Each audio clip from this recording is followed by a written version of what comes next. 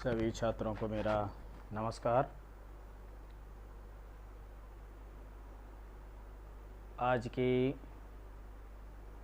Class में जो हम पिछली क्लास में जो मैंने विगत दिनों में आप लोगों को जो पढ़ाया है उसके अंतर्गत आज इग्निशन सिस्टम एवं विद्युत का अंतिम जो पैरा है वो मैं पढ़ाने जा रहा हूँ। मेरा सभी छात्रों से, छात्रों के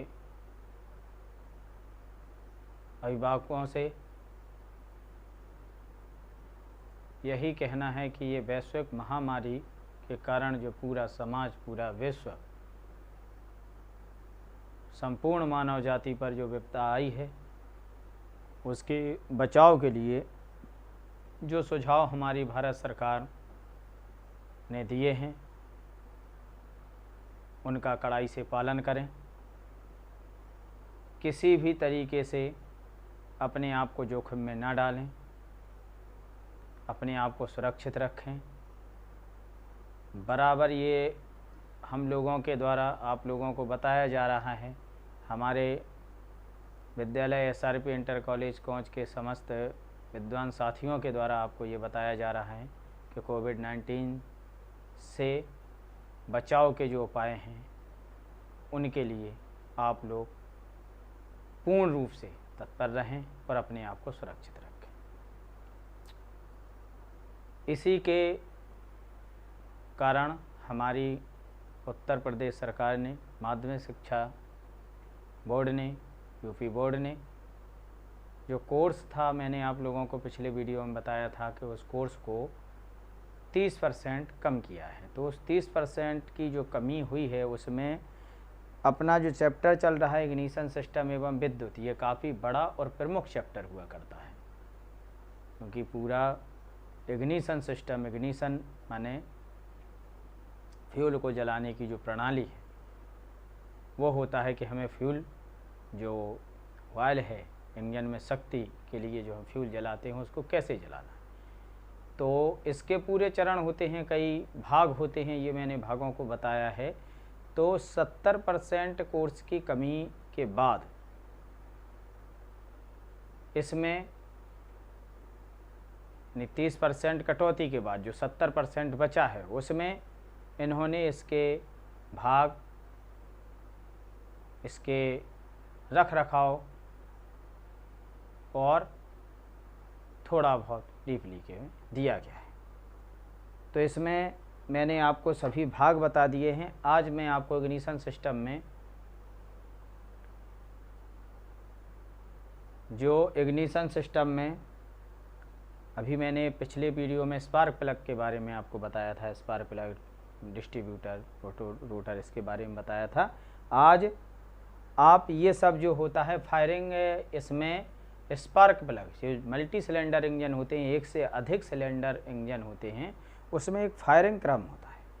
फायरिंग क्रम से तात्पर्य ये नहीं कि गोली चलाने से, फायरिंग क्रम से तात्पर्य होता है कि मल्टी सिलेंडर इंजन है, जैसे मान लिया हमने 4 सिलेंडर इंजन है या 6 सिलेंडर इंजन है। 6 सिलेंडर इंजनों में जैसे पहले सिलेंडर में अगर हम फायर स्ट्रोक यानी जो तीसरा स्ट्रोक है, पावर स्ट्रोक या फायर स्ट्रोक जिसको बोलते हैं, उस स्ट्रोक को जैसे पहले सिलेंडर में हमने किया तो अब किस सिलेंडर में होगा? पहले से दूसरे में नहीं होगा, क्योंकि पिस्टन टेढ़ी मेढ़ी होती है। तो पहले से तीसरा होगा, पहला तीसरा, दूसरा चौथा, 4 सिलेंडर में, या पहला चौथा या दूसरा तीसरा, इस तरीके का एक फायरिंग क्रम होता है। तो फायरिंग क्रम में कभी कभार कुछ दोष आ जाते हैं कि इंजन अतितप्त होना, या इंजन में विस्फोट होना, या इंजन असंतुलित होकर चलना, इंजन का बार बार स्पीड पकड़ जाना, या इंजन का मिस फायर करना, ये सब फायरिंग क्रम में ही होते हैं। तो इनके रीज़न क्या होते हैं इसको थोड़ा मैं बताता हूँ। आज ये तो आपको पता है कि एक तो पेट्रोल इंजन होते हैं, एक डीजल इंजन होते हैं। तो पेट्रोल इंजनों में हम लोग पेट्रोल का प्रयोग करते हैं। पेट्रोल इंजनों में हम पेट्रोल को जलाने के लिए स्पार्क प्लग का प्रयोग करते हैं। अब जब पेट्रोल अगर मिश्रित है, खराब पेट्रोल है, तो स्वाभाविक है कि उसके जो फायरिंग क्रम में 100% कहीं ना कहीं मिसफायर होगा, इंजन असंतुलित चलेगा, इंजन खुल के नहीं चलेगा। तो ये जानने के लिए कि क्या होता है, तो इसमें जो पेट्रोल इंजन होते हैं, पेट्रोल इंजनों को हम पेट्रोल इंजन का एक ऑक्टेन अंक होता है, यानी ऑक्टेन नंबर। क्या होता है पेट्रोल इंजनों में? पेट्रोल इंजनों में होता है ऑक्टेन नंबर। ऑक्टेन नंबर या अंक, ठीक है। ऑक्टेन नंबर में क्या होता है कि ऑक्टेन नंबर वह अंक कहलाता है जिसके कारण हम तेल या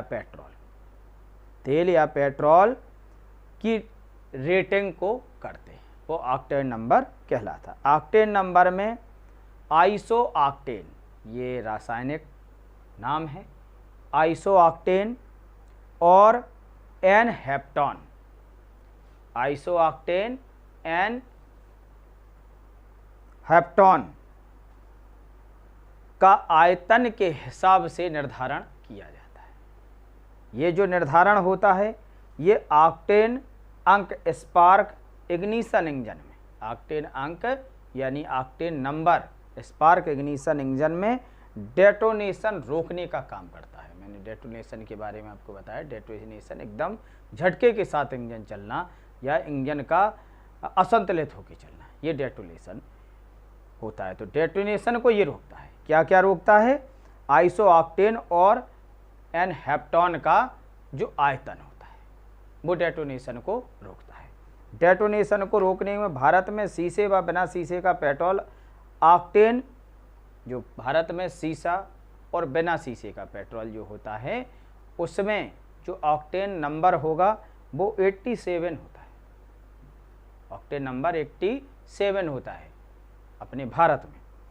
और पेट्रोल का ऊष्मीय मान 45 mg प्रति kg होता है।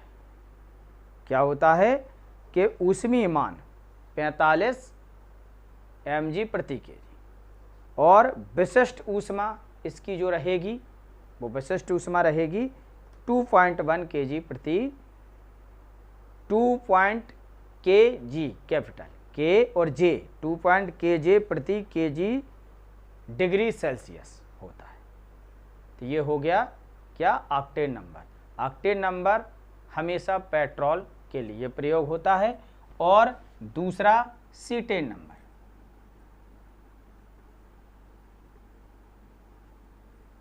सीटेन नंबर जो रहेगा वो डीजल इंजनों के लिए प्रयोग किया जाता है।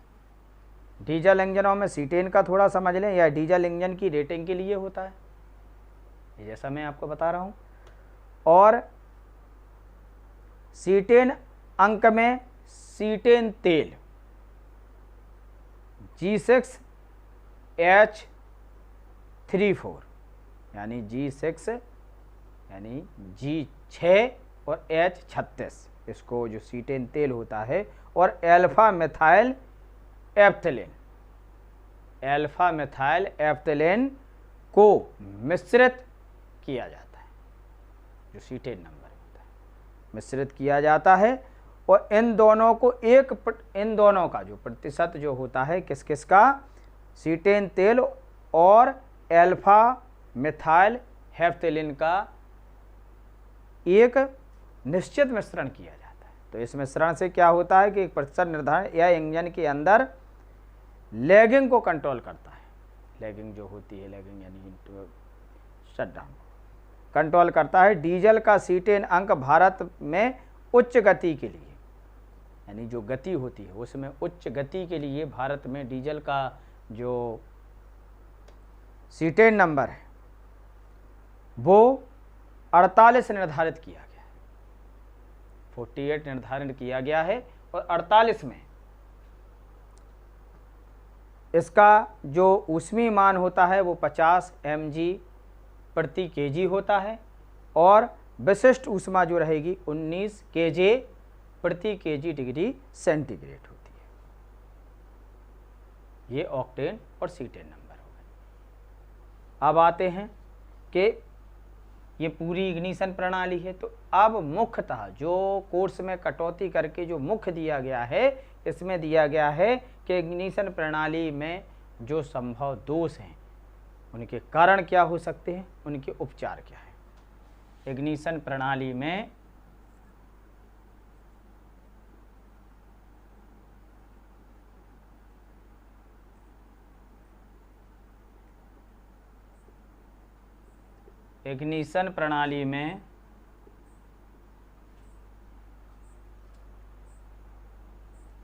होने वाले दोष,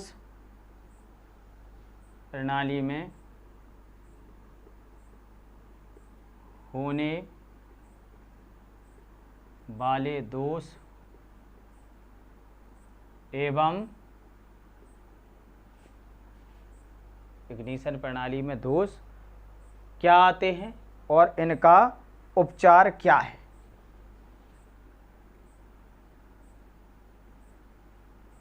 दोष और उपचार, क्या दोष आते हैं। पहला मुख्य कारण दोष क्या होता है, पहला दोष क्या आएगा कि इंजन स्टार्ट नहीं होता और HT कॉइल जो होती है हाई टेंशन कॉइल, उससे करंट प्राप्त नहीं होता। तो इसके रीज़न क्या हो सकते हैं कि लो टेंशन सर्किट कहीं टूटा हुआ है या कटा हुआ है, बैटरी डिस्चार्ज है, इग्निशन कॉइल दोषपूर्ण है, कंडेंसर खराब है, CV पॉइंट पे गड्ढे पड़ गए हैं या CV पॉइंट जल गए हैं। ठीक है, बैटरी सही प्रकार से अर्थ ना होना, ये इसके कारण हैं। और इसका उपचार, जैसे कि लो टेंशन सर्किट टूटा है तो उसे देखकर उसको सही करें, जोड़ें। जैसे बैटरी डिस्चार्ज है तो बैटरी को चार्ज करें, इग्निशन कॉइल डिस्टर्ब है तो इग्निशन कॉइल बदलें, CV पॉइंट गंदे या ख़राब हैं उनको साफ़ करें या बदलें, ये उपचार। दूसरा उपचार यानी कारण होता है इंजन के सभी सिलेंडरों में मिसफायर होता है। मिसफायर यानी जो अभी मैंने बताया डेटोनेशन या डेटोनेशन जो होता है यानी ऑक्टेन या सीटेन के कारण मिसफायर होता है।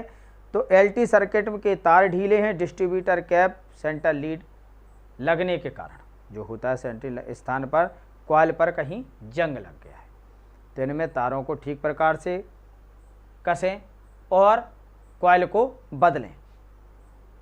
तीसरा है केवल एक सिलेंडर में मिसफायर होता है, जो दोष है एक सिलेंडर में मिसफायर होता है। तो ये मुख्य जो दोष है मैं PDF के माध्यम से भेज दूंगा। और आगे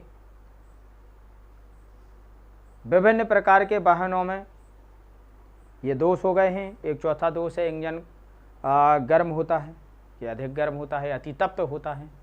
क्यों होता है, तो इसके रीजन होते हुए हैं कि स्वचालित गवर्नर जाम है, स्पार्क प्लग इंसुलेशन के कैप डिस्टर्ब है या इग्निशन टाइमिंग रिटायर्ड है, तो इनके उपचार किए जाएं।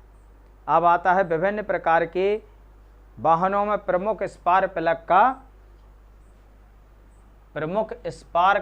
का रिकमेंडेशन। तो ये हम PDF से भेज देंगे। इग्निशन प्रणाली में होने वाले दोष, प्रमुख दोष, ये मैंने अभी दोष और उपचार बताए। तो इग्निशन प्रणाली में डेटोनेशन और प्री इग्निशन। डेटोनेशन जब हवा पेट्रोल का मिश्रण कंबस्शन चैम्बर में दबता है तो दबे हुए मिश्रण को, जब दबी हुए मिश्रण को पिस्टन के TDC पर पहुंचने से पूर्व ही स्पार्क द्वारा जला दिया जाता है, तो ये क्या होता है, डेटोनेशन।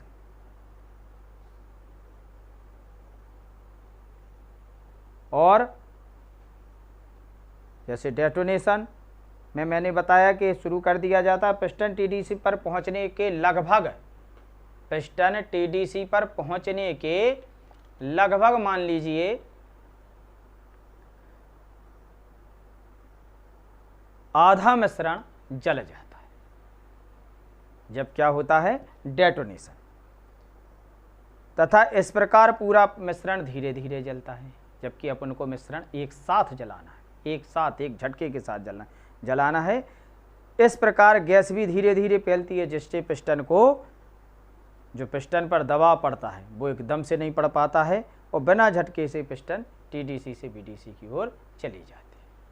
ये किसके कारण होता है, डेटोनेशन के कारण। इसके विपरीत यदि मिश्रण तुरंत एक साथ जले और धमाका हो, धमाके के साथ जले, यानी जो क्रम होता है उसके साथ धमाके के साथ जले और पिस्टन पर एक साथ झटका, इसको पिस्टन के तापक्रम के साथ क्रैंकशाफ्ट के टूटने का डर रहता है। इस दोष को डेटोनेशन कहते हैं।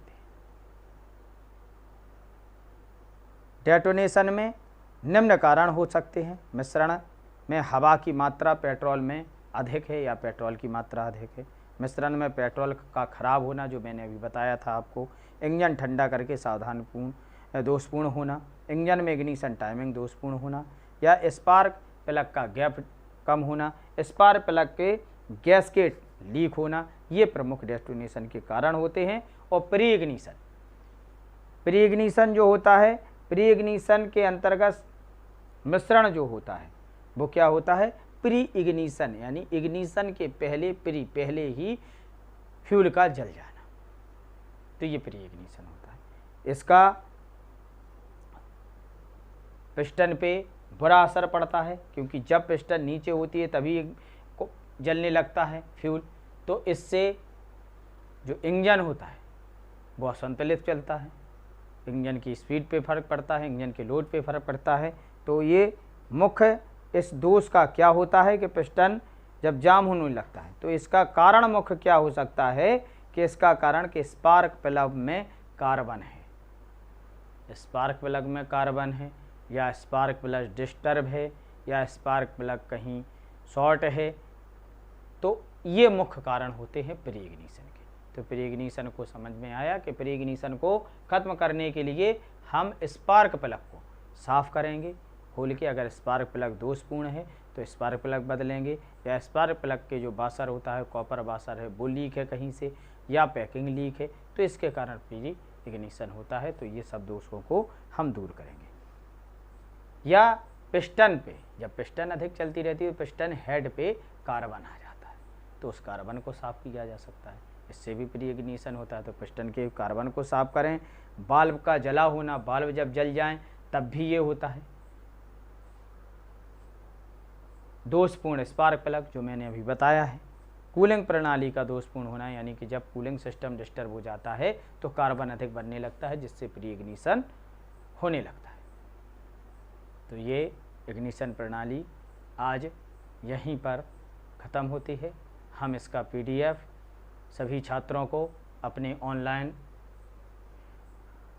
व्हाट्सएप वर्चुअल ग्रुप में भेज देंगे, और सभी छात्रों को पुनः आदेशित करते हैं कि वो जितने भी हमारे विद्यालय परिवार के साथी हैं, विषय अध्यापक हैं, जो आपको कार्य भेजते हैं, इतनी मेहनत के करने के बाद आपको वीडियो भेजते हैं, या आपको ऑफलाइन PDF के माध्यम से भेजते हैं, या फ़ोटो के माध्यम से भेजते हैं, या किसी भी तरीके से आपको आपकी पाठ्य सामग्री को आप तक पहुंचाते हैं, तो आप लोगों का ये कार्य है कि आप इसको गृह कार्य के रूप में फेयर पे लिखें और इनको पढ़ें। क्योंकि महीने के अंत में, हर महीने के अंत में जो सभी विषय अध्यापक पढ़ाएंगे, हर महीने के अंत में, जैसा कि हम लोगों को आदेश किया गया है बोर्ड से कि हर महीने के अंत में आप लोगों की परीक्षा होगी, जो हम लोगों ने जहाँ तक पढ़ाया है। मासिक टेस्ट होगा, उस मासिक टेस्ट में आप लोगों का उत्तीर्ण होना अनिवार्य है, खासकर इंटरमीडिएट कक्षा 12 के छात्रों का। तो इतना ध्यान दें कि जब भी मासिक टेस्ट हो तो मासिक टेस्ट में तभी आप लोग अच्छे अंक प्राप्त कर सकते हैं जब आप लोग रेगुलर जो क्लास भेजी जा रही है, आपको दी जा रही है, उसमें आप लोग अपना फेयर कार्य करेंगे। इसी के साथ मैं आज की कक्षा 12 ऑटोमोबाइल की क्लास को विराम देता हूं। आगे जो हमारी नेक्स्ट क्लास होगी वो सामान आधारित विषय की होगी। तो वो जो टाइम टेबल मैंने बताया उस टाइम पे आप लोगों को वो भी हमारे यूट्यूब चैनल के माध्यम से online WhatsApp online virtual group में आप लोगों को मैं PDF के जो भी होगा वो अब आप लोगों को सामान आधारित विषय में भी भेज दिया जाएगा। और सभी छात्रों को पुनः मैं ये निर्देश देना चाहता हूँ कि आप लोगों को अगर कहीं पे भी कोई भी समस्या कोई भी दिक्कत हो किसी भी विषय में, मेरे ही विषय में नहीं किसी भी विषय में, तो आप व्यक्तिगत विषय अध्यापक को फ़ोन करके अपनी समस्या का समाधान करा सकते हैं। मैं अपनी वाणी को यहीं विराम देता हूँ। नमस्कार, जय हिंद, जय भारत।